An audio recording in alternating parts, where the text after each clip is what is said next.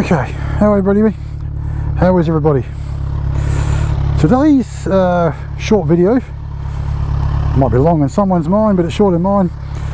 I'm going to be bringing just a quick review of these Musarri GP exhausts. Just a quick listen while you're standing there. Actually not bad. I mean, they're quite low. You guys have probably heard them before, but for you that are new to the channel,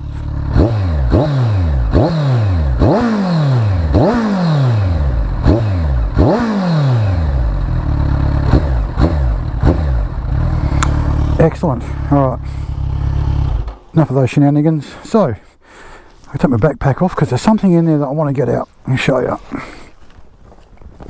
So this is all to do with the exhaust. So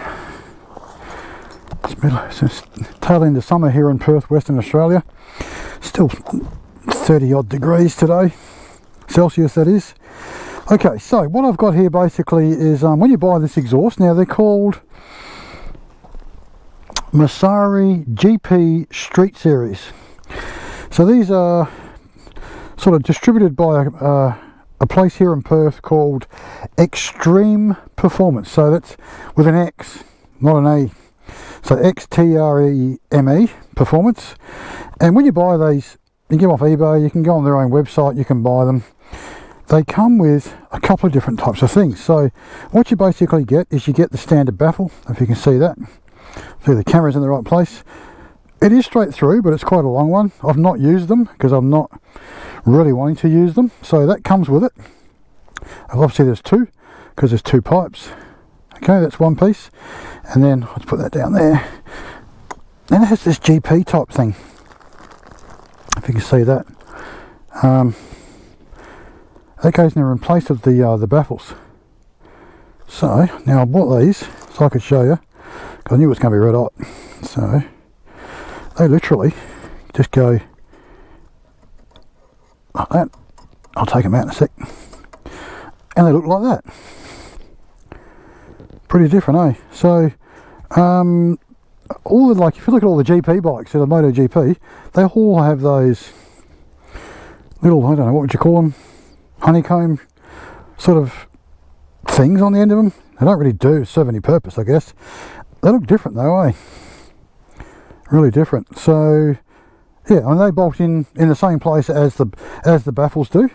You can't put baffle and that in at the same time.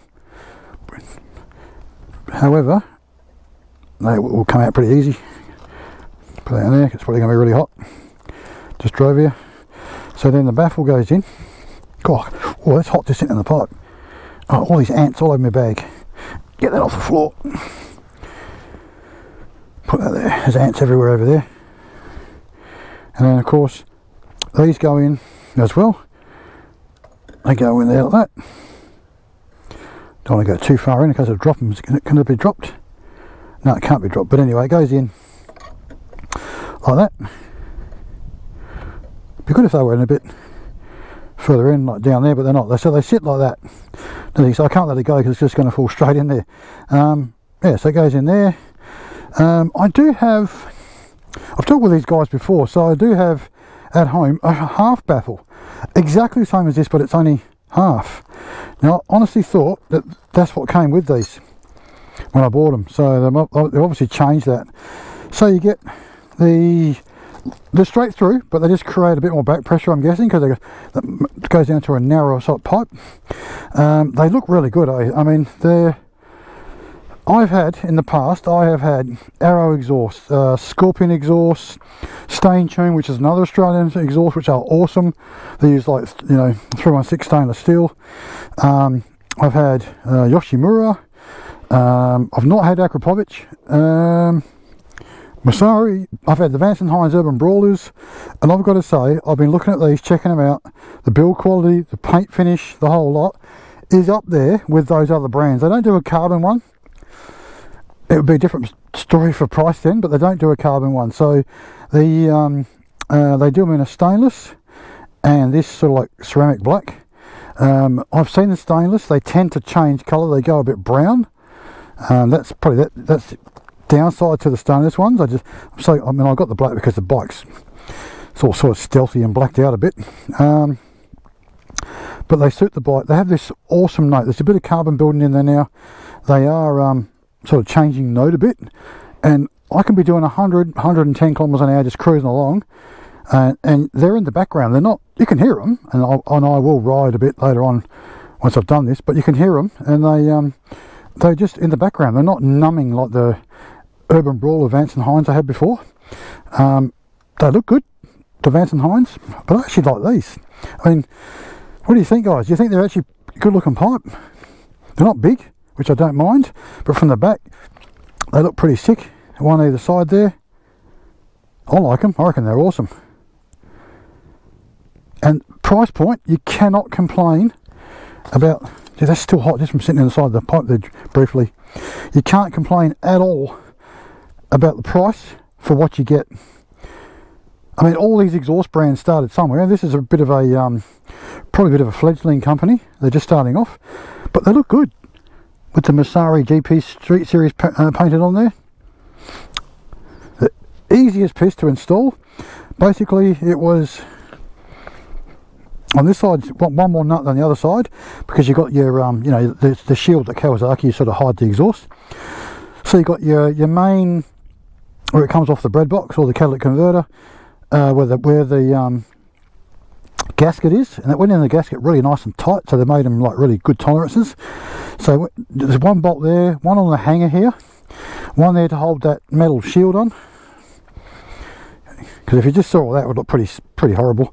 On the other side, it's just two. It's just the actual gasket clamp and the hanger bracket, as you can see there. So down in there, I don't know why the manufacturers don't paint their bread boxes or their pipes coming off in black. It will save a lot of money for them, adding other things to try and hide it. But they're a really, really good looking pipe. They cost me, this is Australian dollars, they were $509 posted. But I got the pipes themselves for $480, and that was two of them. And that was because I had an eBay $60 voucher, so I saved. I mean, they were $549 plus 29 postage. So what's that? About $570. I saved $60 basically, and that is, to me, that's bloody well money well spent. $480. They sound good. They look good. They're not discolouring from the heat, so they're not cheaply painted yet. Well, I've only had them on for about 3 weeks, but I've done a lot of riding with them. I must have done, I don't know, 600, 700, 800 kilometres with them on so far. So that's always a good thing. Always a very good thing. That's about it, I think. So what I'll do is I will put their email website address in the description below, so just keep your eye open for that.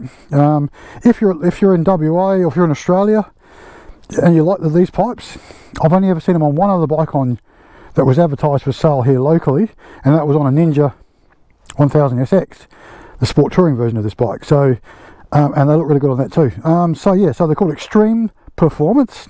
They do Excel pipes, they do Musarri, they do Screaming Demon, which I had on my Gen 3 Z1000, which if you go back about a year, you'll find them on those on my black Z1000. They're the longer ones. They sounded pretty awesome. They were $650 for two posted, which was really awesome. Yeah, so Extreme Performance Musarri GP Street Series. They come with the baffles, they come with the GP type covers on the ends to go on in there, like a honeycomb finish. And that's it. So my next video is going to be about the bike. It's going to be about what I found now that I've done about 4,000 Ks on it already since I've had it. So there's going to be some good points and some bad points, unfortunately. A lot of the bad points are pretty much outweighing the good points at the moment. It's one of those types of bikes that they look sick. I mean, just look how aggressive it is. It is such a sick looking bike. It is just a mean looking bike. Everyone looks at it, tells me it looks great, yada yada yada. But looks can be deceiving. And I've got a few sort of niggly bits I'm not happy with. Something stuck in my tyre there. What's that? Nice little nut off a tree. Yeah, so I'm not 100% convinced of this bike. I know you're going, what, another bike? No, I'm not. I'm gonna bear with it this season, riding season. Wait till the end of the year, and then I'll look at probably getting a speed triple. Triumph, not street, but speed triple. Not a new one. Can't afford another 28 grand bike. Already got one of those. Yeah, so keep your eyes open for that. That'll be coming up next. So that'll be the pros and the cons of owning this style of bike, this type of model. Yeah, so if you're new to my channel and you like what you see, please hit the subscribe button. Yeah, I mean, the more subscriptions we get, the closer we get to getting some things, you know, like from suppliers, maybe some sponsors. I'm about 23 subscribers. I need 1,000 subscribers before I can actually start making headway with the channel. So if you're there, and even if you don't watch my videos all the time, please subscribe. Hit the bell icon, it'll notify you when I've loaded content. Yeah, so that'd be awesome. So if you're looking for Z1000 Sugomi content and current Milwaukee 8 Street Bob content, this is the channel to be. I do both. Yeah, so yeah, thanks guys for watching. I really appreciate it, and I will see you on the next one. Catch you next time. Bye for now.